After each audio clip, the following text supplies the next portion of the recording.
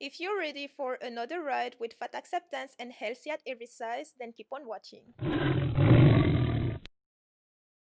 Hi, I'm Lola, personal trainer and nutrition coach on a mission to shape a better you together. And today we are reacting to some posts from fat acceptance and healthy at every size movement. Let's beast it.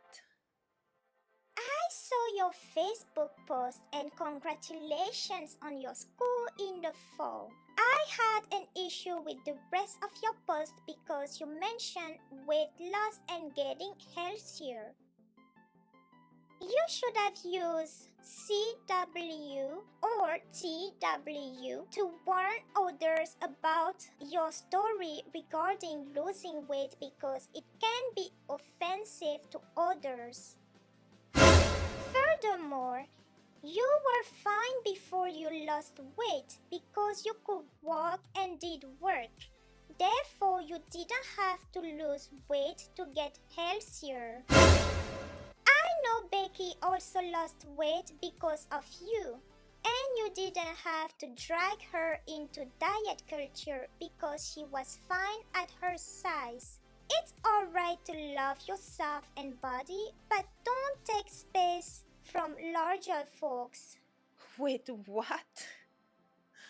Are you seriously telling me that people now have to ask permission or warn others before they post anything about themselves? Really?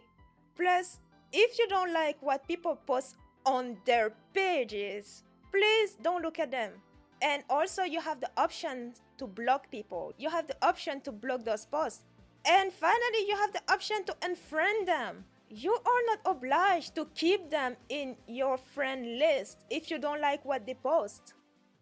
And you're not obliged to look at everything they do or post either.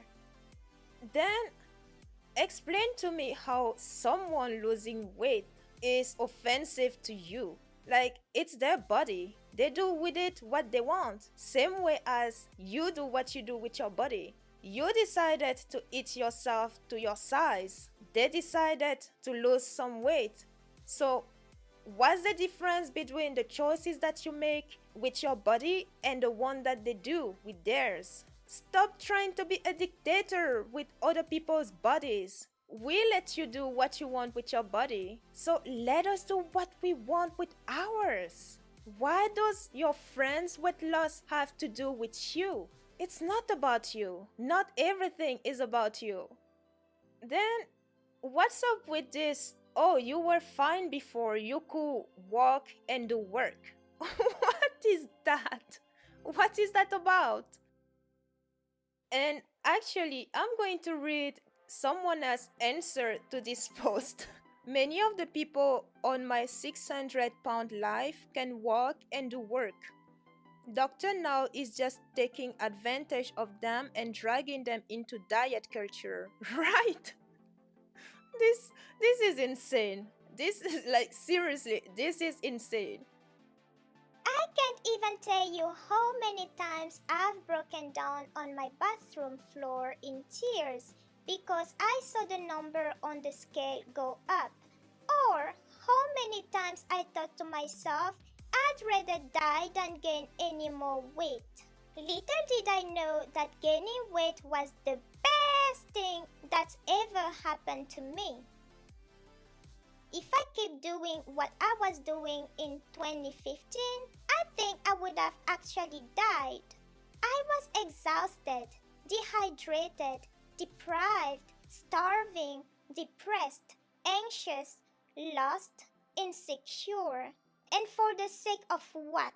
I know now that this is a deeper cultural issue of fat phobia, the irrational fear or hatred of bigger bodies, and it only exists because some big companies realize that if we idealize an unrealistic body, women will spend billions trying to look like it.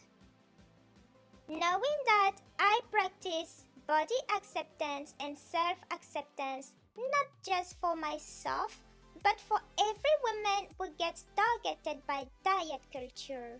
I embrace my body at any size, shape, and weight, so that you have permission to do the same. It's not about me anymore, it's about all of us. How can you contradict yourself in the same post? You end it with it's not about yourself, but all of us. All of who? You made this post sound like it is indeed about you. Like, okay, I have to take this from the start. In 2015, you were trying to lose weight, and apparently you were doing it wrong. Because if you are on a healthy fitness journey, you shouldn't feel depressed. You shouldn't feel hungry. You shouldn't feel tired, well, except after working out. You shouldn't feel deprived. You shouldn't feel dehydrated. You shouldn't feel lost. And on top of it all, you shouldn't feel insecure. It's the opposite. If you're doing it right, you should feel empowered. You should feel very confident. So, by reading your post, I'm assuming you tried to flirt with anorexia and now you are on the other side of the spectrum, morbidly obese, maybe? So, wait, you are definitely obese, according to your post, because you mentioned fat phobia. So, you are obese. You went to one extreme to the other one, and you call that self acceptance? No, I call that self hatred because you letting your body get to obesity, that's not self-love. That is killing yourself slowly. And these words are not hatred for bigger bodies or whatever you call it. It's just fact. Not because you don't see something, it means that it's not there. All that fat around your vital organ is what will kill you faster. And that's why obesity is a problem. That's why obesity is dangerous. That's why obesity kills. It's not healthy. And coming to your point that big companies are banking on women spending millions or billions getting skinnier, well, how about you and others like you who stuff your faces to get bigger and bigger, as big as you possibly can? Because I have news for you. Big companies are making you addicted to their food. They're banking on you. They're banking on you binging on those foods because they know once you do, then Big Pharma will take over when you start getting sick. So, yeah, you're in that system too, my friend. His, hers, because you can eat the same as your partner. There is some truth to this post. Hear me out. Yes, if you are a woman and you have a male partner, to a certain extent, you can eat the same thing as he does. But there's a catch. Of course, your breakfast can look similar. This plate right there, you both can eat it. But going further, you can't eat exactly what your partner does. Because here's the thing, women and men have different energy needs. For instance, say your partner needs 4,000 calories to maintain his weight, and you need 2,000 calories to maintain yours. There is already a 2,000 difference between the two of you. Now, look at this plate. Let's say this plate is 1,000 calories. You eat it, your partner eat it. Now for the rest of your day, your partner is left with 3,000 calories to eat, and you are left with 1,000 calories to eat. You have way less to eat than he does. So for the rest of the day, your partner will eat 3,000 calories, and you have 1,000 calories to eat to maintain your weight. Yes, you can eat 3,000 calories, but guess what? By eating 3,000 calories for the rest of your day, you'll be in a 2,000 calorie surplus. And who's getting fat?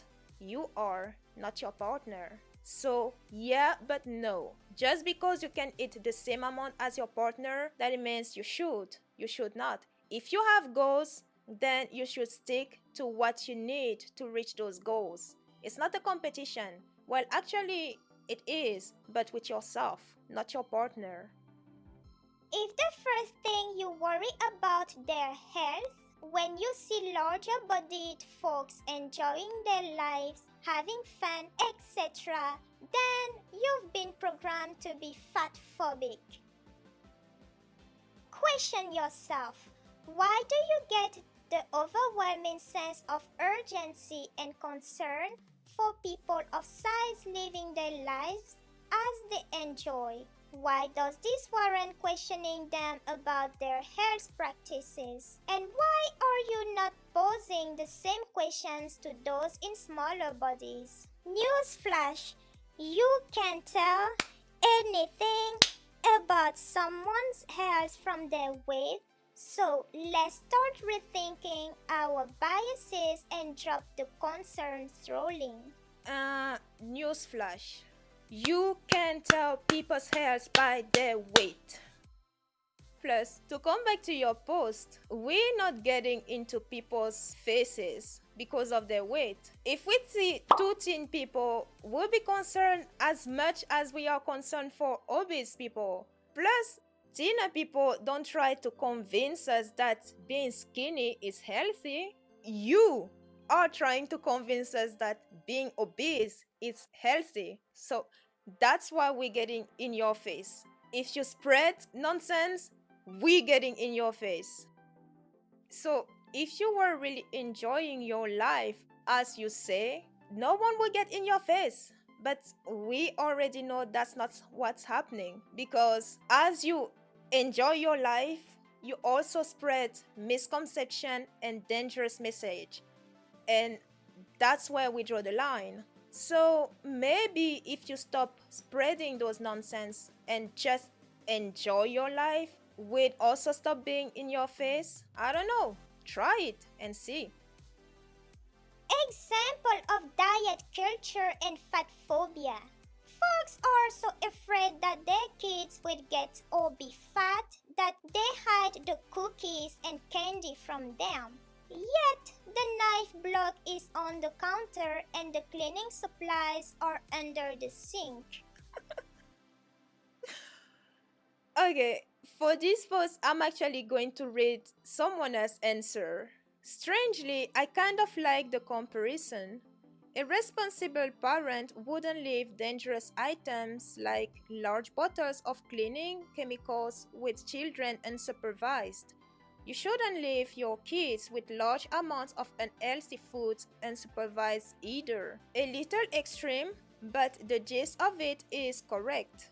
A responsible parent looks out for their kids' health. And that is very true. And talking about children becoming obese, that's really the responsibility of the parents. That's poor parenting. Yes, I said it. Child obesity is to blame on their parents, because no one is born obese. So if the child does not have an underlying condition that made him or her be obese because it exists, then the fault is the parent. That's poor parenting. And actually, I have more to say on this. I think that social services should be called on parents with obese children. Why? Because children don't know better. Parents do. Like, we live in a world where people will call child service on you if you yell at your kid. But it's okay to let your kid stuff their face with food? That's neglect, an endangerment of the life of that or those children. So yes, people with obese children must have social service intervene. The urge to lose weight might be a symptom of your codependency and self neglect. No, gluttony is a symptom of your codependency and self-neglect. This is a very common bias and misconception. Many people in larger bodies are healthy, healthier than some in smaller bodies. Weight is very genetically predetermined, and all bodies are different. Contrary to popular belief, weight is not something a person has complete control over. It is mostly out of a person's control. I say this as a nutrition professional. On behalf of all sane nutrition professionals, we kindly decline your association with us. Thanks for tuning in and see you soon.